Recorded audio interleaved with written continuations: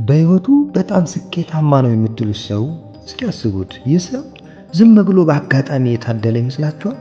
ወይስ እኛ ከምንጠቀምበት የተለየ የክህሎት ሲስተም አለው?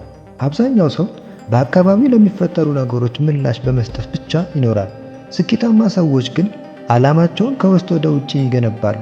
በሚቀጥሉት ደቂቃዎች ውስጥ ስቲቨን ኮቭ በዓለም ታዋቂ በሆነው መጽሐፉ የገለጻቸውን 7ቱን ልማዶች እንነጋገራለን። ሰላም ውድ የአዲስ ማንነት ዩቲዩብ ተከታታዮቻችን፣ እስከ ፕሮግራማችን ፍጻሜ ድረስ ሰብስክራይብ በማድረግ ይከተሉ። እነዚህ 7ቱ ልማዶች በሶስት ዋና ዋና ክፍሎች ይከፈላሉ።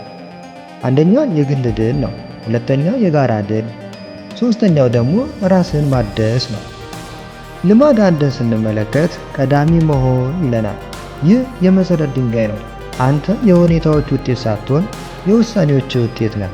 ትኩረትህ ሊሆን የሚገባው መቆጣጠር በማትችላቸው ነገሮች ላይ ሳይሆን ልትቀይራቸው በምትችላቸው ነገሮች ላይ ይሁን።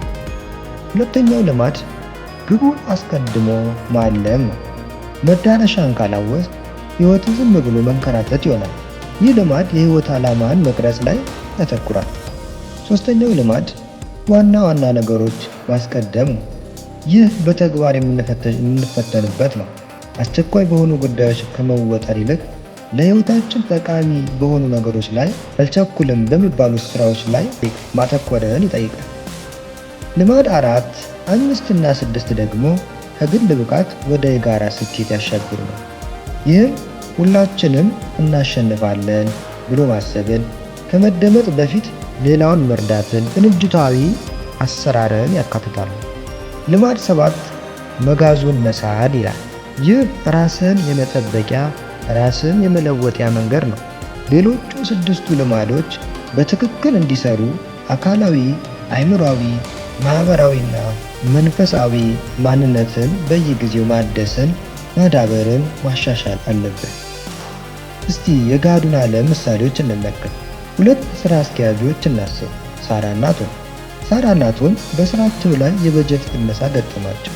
ቶም ሳምንቱን ሙሉ ስለ ድርጅቱ ፍትሃዊ አለመሆን ሲያማረር ይውላል።